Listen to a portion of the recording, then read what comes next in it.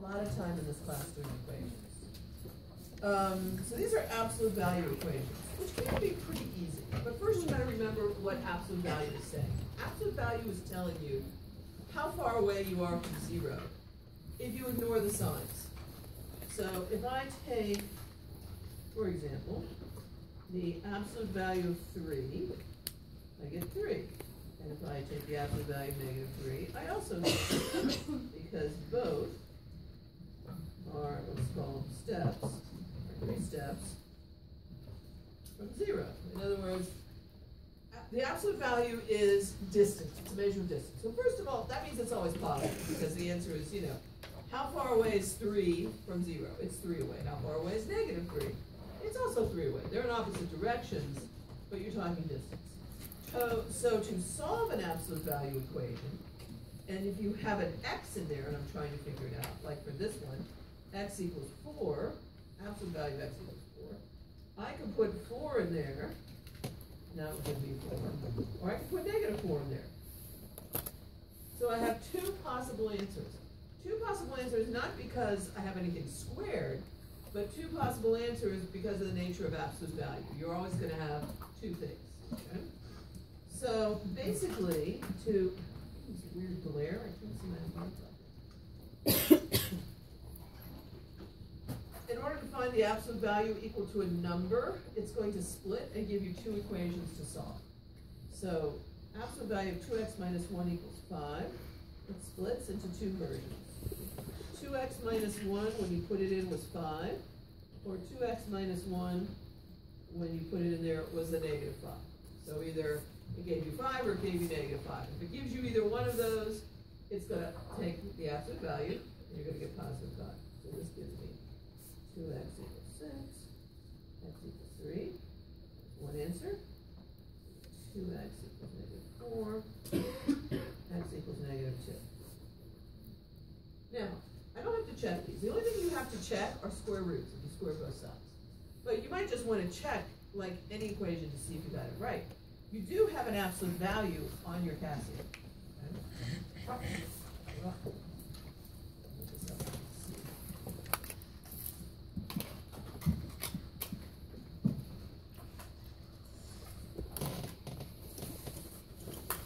So, up here where it says HYP, in gold, it says ABS. ABS is absolute for absolute value. So if you hit shift and that, it puts the absolute value bars up there. So if I want to check if 3 works, I'll have 2 times 3 minus 1. See if that one gives me 5. It does. And then I'll try the -2 in there. So I'll back it up. And I'll delete that. I'll put in -2. And it also gives me 5. So they both work. They should work. There's no reason for them not to work. I'm just checking to see I didn't make an arithmetic mistake. So this split happens as long as you can get the absolute value equals a number. The absolute value has to be by itself. So in number 2, I have to do some cleanup. In other words, this has to be alone. So I'm going to do what I would normally do. You know, put the 1 over here. So this will be 2. Absolute value of x minus 4 equals 6. And divide both sides by 2. So the absolute value of x minus 4 equals 3. So now I have it isolated. So here's my split. Either x minus 4 equals 3, or x minus 4 equals -4. So that's x equals 7, or x equals 1.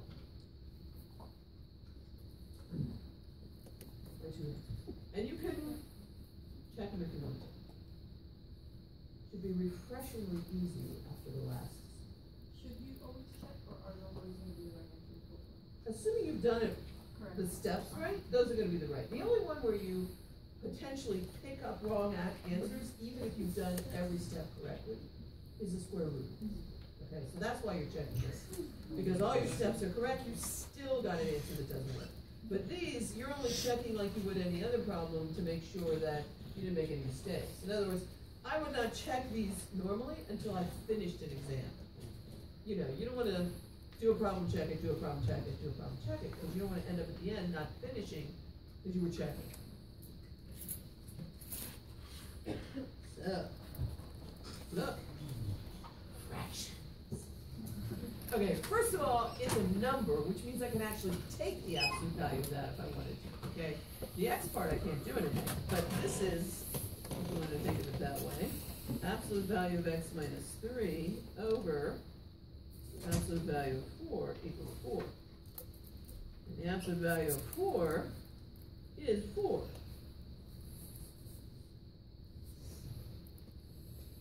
So you can just take it out from under there. You don't need to do anything. That is the absolute value of 4 itself. So then I do the same thing I do with any equation that has a fraction in it. I multiply both sides by the denominator. And then I end up with x minus 3 when the 4's cancel. And 4 times 4 gives me 16. So you could literally go from here to here. I mean, you know, you can multiply by 4 on both sides of your head, really. I'll write it down. You don't have to show me all these steps. I'm just showing you what's going on here. So now it's x minus 3 equals positive 16, or x minus 3 equals negative 16. X equals 19, or x equals minus 13.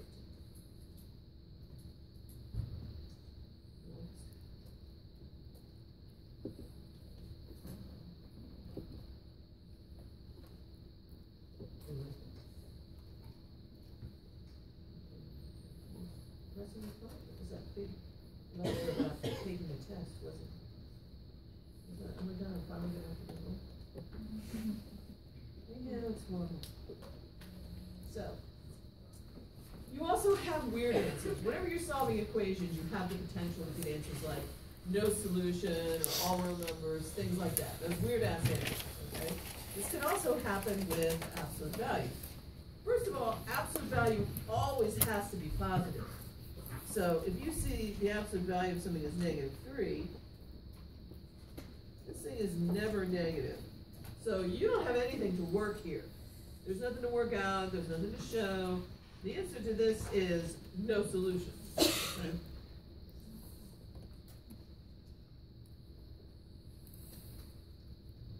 Or, you know, you write the empty set, or the empty set, depending on what style answer they would like to make. That might happen, say, up here. Where I don't realize that I'm going to get a negative on the other side. You know, I'm doing this and I'm simplifying. If right there that had come out to be negative 3, I would have stopped and said no solution. Okay? I mean, obviously, if they just hand it to you, you spot it. But you might be simplifying and you see it come up. Okay? Now, the other thing I could have is I have a 0 there. Well, if you have 0, there's no positive or negative version of that. You know, because the positive version of 0 is 0, the negative version of 0 is 0. It doesn't even make sense as a question because 0 is how we define positive and negative. Okay? To the left of 0, to the right of 0. So this is just this. So there's only one answer that gives you a 0. So it looks a little strange, but it doesn't do the split. Yeah, so negative 2 plus 2 is 0. Just recently discovered. But it works every time. Okay. So, if I have 2 absolute values? Well, absolute value equations can get pretty complicated. This is the worst version of equation we're going to see. Notice that these are just 2 absolute values set equal to each other. No numbers in front, no plus or minus something. We can't solve those, okay? This is it. So if you have 2 of them in there, then you're going to do the same plus and minus, but you're going to have to use parentheses. So I have the positive version. I'll do it up here. And I have the negative version.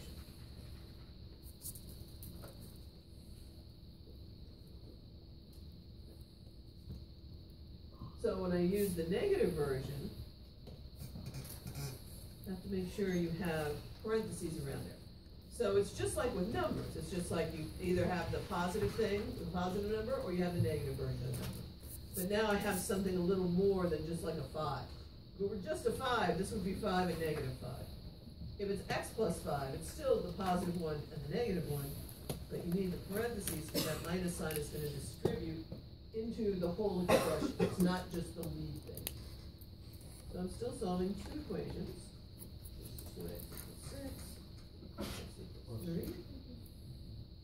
And this is distribute the negative, and then collect the x's and the numbers.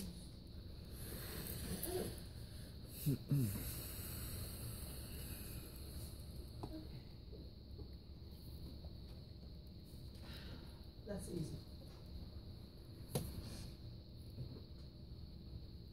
That's why I can't remember if there's 2 of these or 3 of these.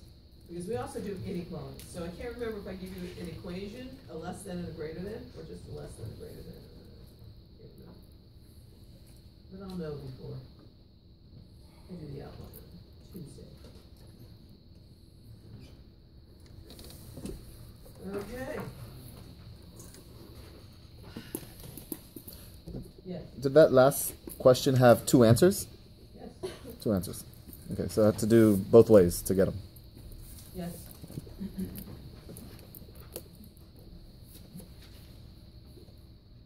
Okay, so inequalities.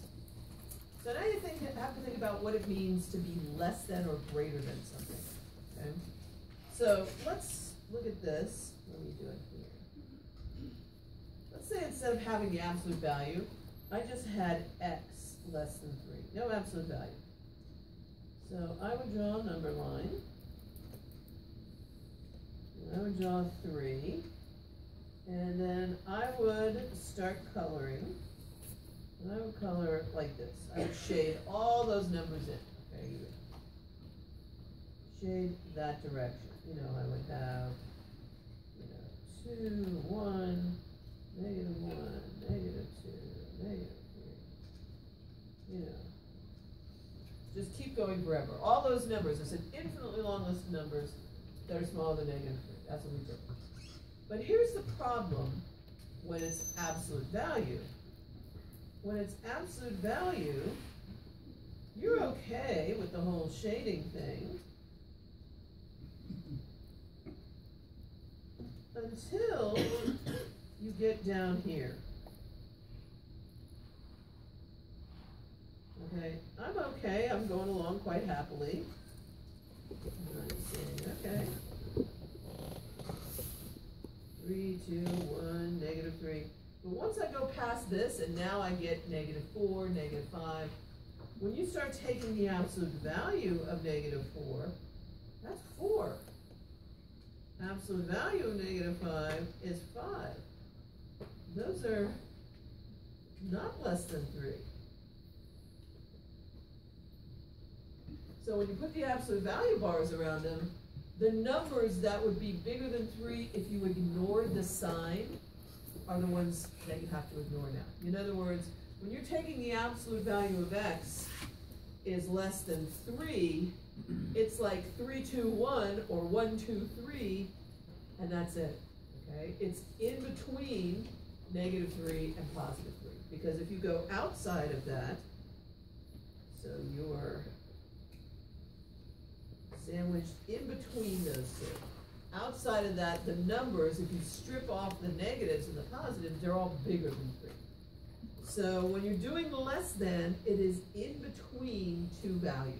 Doesn't matter if the equal sign is under or not, it's in between. So less than is always between. I call that teeny tweeny.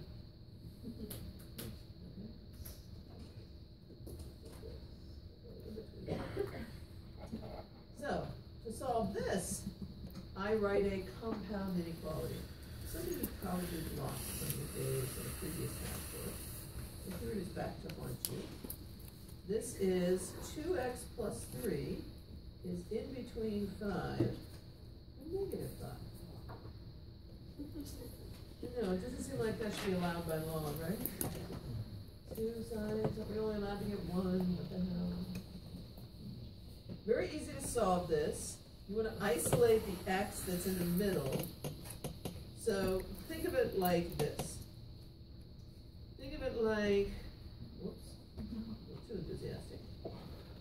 Think of it like, if that was the problem, what would be the first step you would take? Subtract the 3, right? All you're going to do is that same thing to both edges. So instead of just saying this, you're also going to do it over here. It's like you have 3 sides to the problem. You're trying to isolate the x in the middle. So whatever you would normally do only to one side, you're going to have 2 edges you're going to do it. So this becomes minus 8. That's a 2x. That's a 2. And now I'm going to divide by 2. So all 3 pieces. 2, 2. Minus 4 plus an x plus a 2. The answer, that's the answer. Yes. 1. Okay. Okay, 2 divided by 2 is 1. If I had my Casio, I could have got that. But I was doing it in my head. So it's in between 1 and negative 4. Now you could write the interval notation just from that, but maybe, if you've forgotten about interval notation, you need to see a picture. So first of all, the fact that I do not have the equal sign means these are curved. I am going, x is bigger than negative 4. X is bigger than negative 4. And x is less than 1. So the two things are coming together in between. So I am covering this whole thing. So x is bigger than negative 4. Start shading this way. Less than 1. So it's in between those two numbers. So you wouldn't have that statement, you would just go straight from Yes. negative 4 to 1. Yes. They would meet.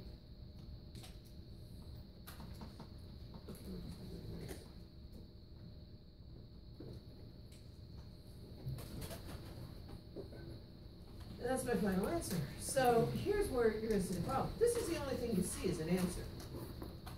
Okay.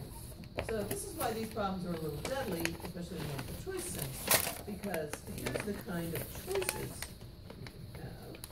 First of all,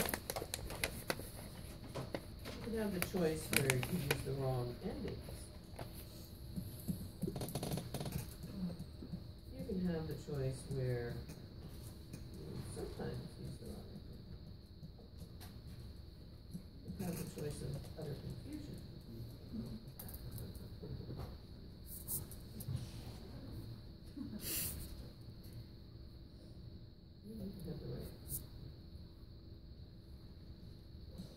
You know, the answers to this are not just messing with you in terms of what the answer is. They're messing with you and do you know the symbols associated with the answer, okay?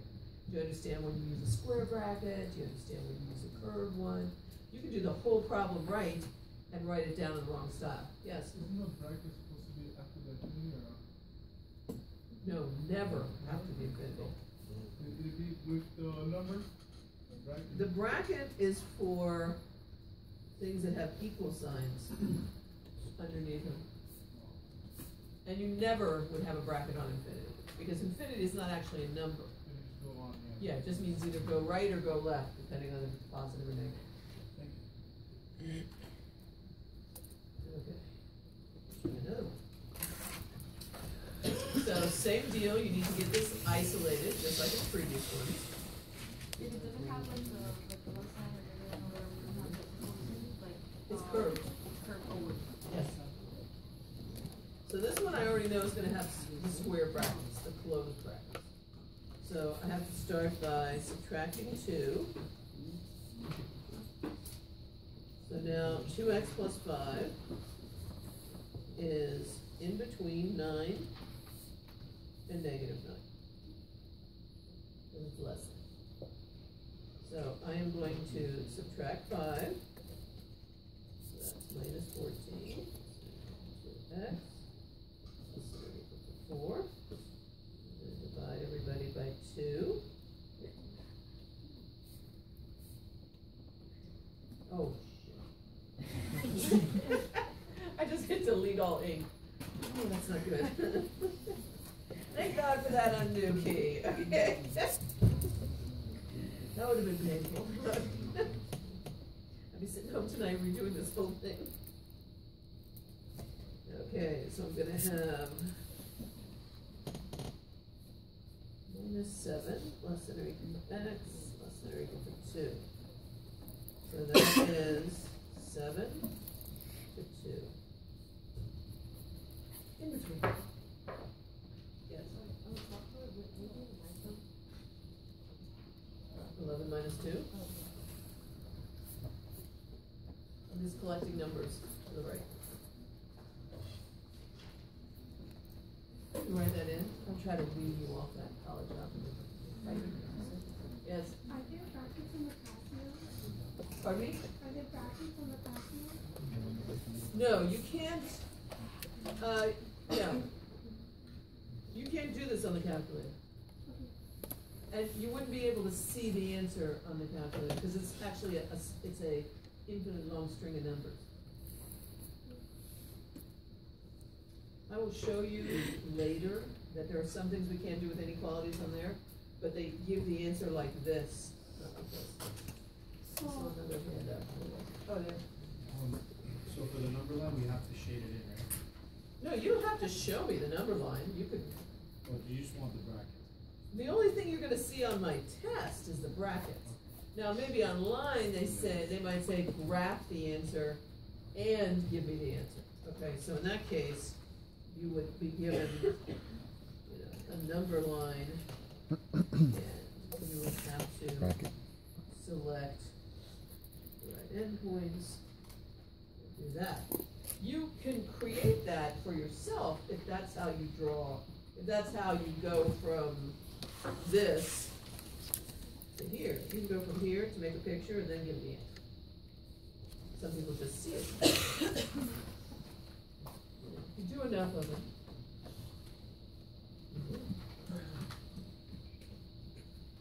Ready? Didn't work. So, now we want the other direction. Now we want bigger than 3. So that means I want any number that's bigger than 3 if I ignore the sign. So obviously numbers bigger than 3, 4, 5, 6, 7, 8, 9, 10. So that's the numbers that direction. But the numbers on this side with the negative signs are also going to be part of the answer. Because negative 4, negative 5, negative 6, negative 7, when you take the absolute value, the negative signs are gone and you're back to 4, 5, 6, 7, 8. So the greater than one is a split answer. It's in 2 places. It's here and here. So less than is in between and greater than is the outside edges. Okay? If I have like a lesser and a greater than in the same equation, then it would be.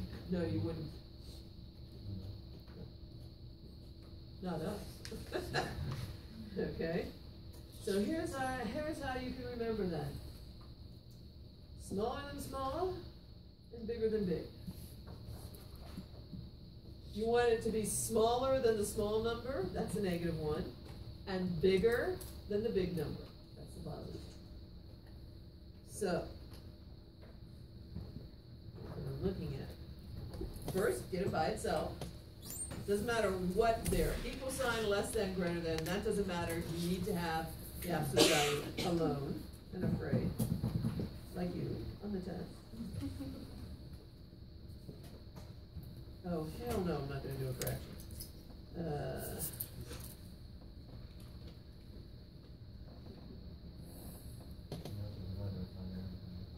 No, I'm going to make that a 9. I'm making an executive decision. Wow. To make that a 9. Because I don't feel like going through all that fraction crap. Can we do round of code? No, you're not allowed to change the numbers and make them, oh, you like better. No. That would be a good world, wouldn't it? Oh, I don't want to do this. Let me just make them all. Okay, so then I'm going to divide both sides by 5. Wait, there's more. There was a misprint in my notes. That 11 was supposed to be a 9. They're my notes. I can support me about that. My notes, my rules. So, smaller than small.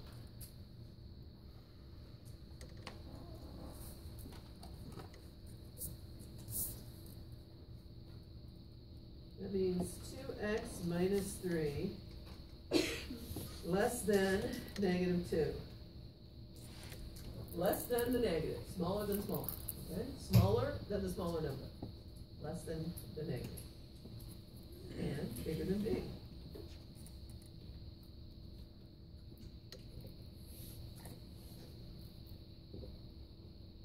So over here, I have 2x minus 3 bigger than the big number. Oh no, it's not. I still have to solve them and graph them and get the interval. This is just how you start the problem. You have to go from a problem that has absolute value symbols in it to getting rid of the absolute value symbol. So now you can keep solving. Oh no, we have miles and miles to go before we see. Okay. So this becomes 2x is less than 1. X is less than 1/2. Minor fraction. 2x is greater than 5. X is greater than 5x. So, I'm going to put this on a number line and see what the hell I got here.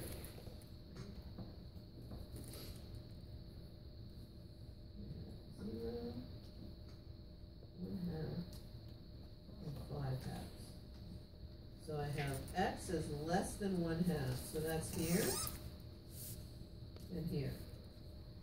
X is greater than 5/2, so that's here and there. So to write that with interval notation, I go from minus infinity to 1/2. I jump with a union symbol over to 5/2, and then I go to infinity. Union says I'm going to find my answer in this interval on the left or in the interval on the right. So the mathematical way you say the word or is union. So that's your answer. I know you don't like that one. You can't do the same thing you did on top by putting them both on the same side? No. When you do that in between, that automatically means intersection. It actually means and. You can never write, for example,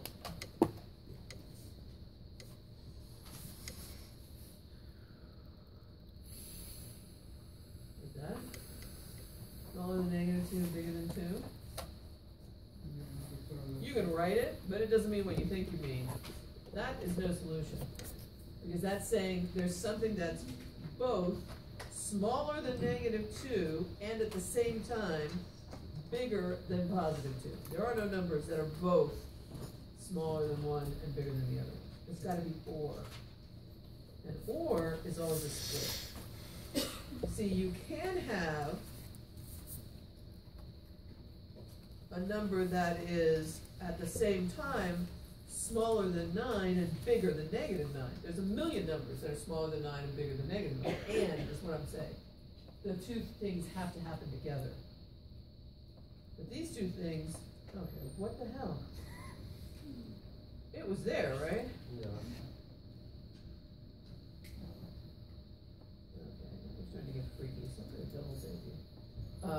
So no, you never write that. I know you're tempted because you think it's It looked the same at I first. know, it looks the same. but it means something different. When you write what's called a compound inequality like that, with two symbols and one thing in the middle, the implied word in there is always and. You can't, this is, the implied word here is always or. It's in one place or the other. It can be a semicolon. A semicolon? Yeah. It will be. No, they need to be connected is one answer. Yeah, but the semicolon is no like the example that you never know, right? Because you are separating. Well, I don't have a semicolon in here. I have commas. I know. And No, because that's like English, that's not math. You know what I'm saying? I mean, a semicolon just gives you two separate thoughts. It doesn't, you need a connector. You need to say, are these things, is it and or is it or? They have to be connected somehow. You might find my answer from this or this.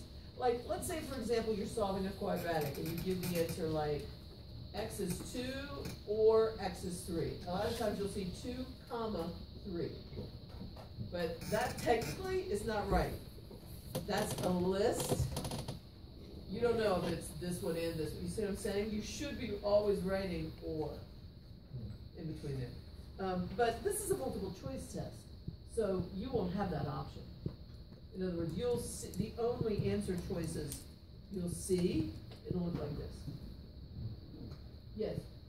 So for these, the question you just did, it started off with a greater than symbol. So Yes. will anything that starts off with a greater than symbol Be have the split. union? Yes. And then the less than would be the Unless something you do as you're working the problem maybe flips the sign. Yeah. You know, I mean, remember, when you're working with inequalities, if, for example, you have to multiply or divide by a negative, the sign reverses. So it might start off greater than and end up negative. But when it comes down to the end, where you have absolute value greater than number, always it's going to split into two pieces. So what they're going to have as choices on multiple choice test, they always have the answer for and with the answer for. In other words, the two answers for the two different versions are always there together in case you mistake one for the other. Okay. So here we go. I got a 5. So panic. We've got bigger things to worry about. I'm just going to multiply everybody by 5. So it's going to cancel there and multiply there. So now I'll have absolute value. I'll have absolute value of 3x plus 3 greater than or equal to 15. So I am going to be smaller than small, or I'm going to be bigger than big. Now I solve these two pieces. 3x less than or equal to negative 18. X less than or equal to negative 6. So there's one piece. And this is 3x greater than or equal to 12. X greater than or equal to 4. That's the other piece. So I can draw my picture. And again, you don't need the, I mean, you can do this. Some people don't need the picture. So 4 bigger, negative 6 small. Interval notation, that's minus infinity to minus 6, square bracket, union, square bracket, 4 to infinity.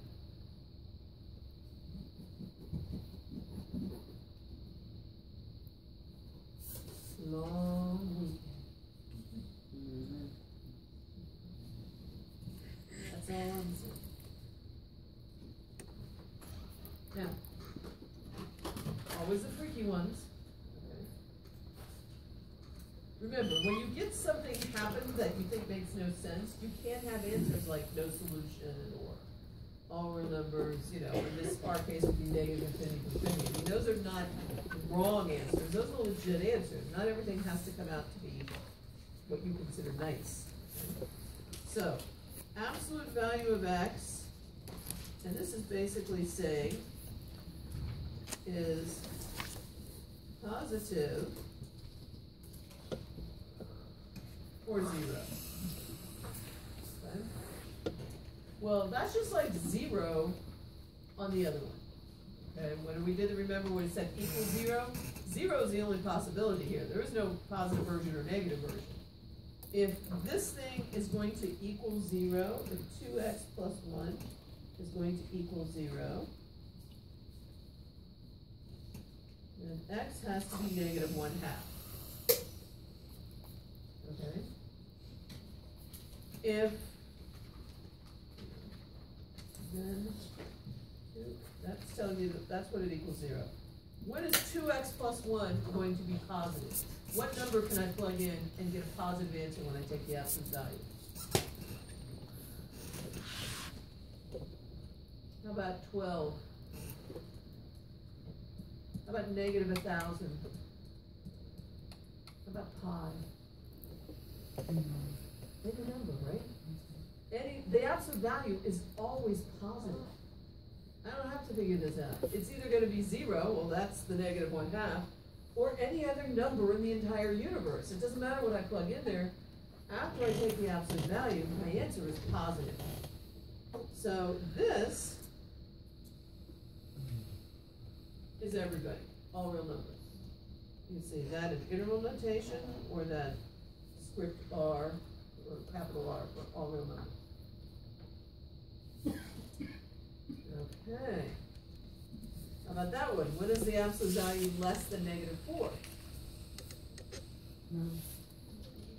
Never. It would have to be negative, right?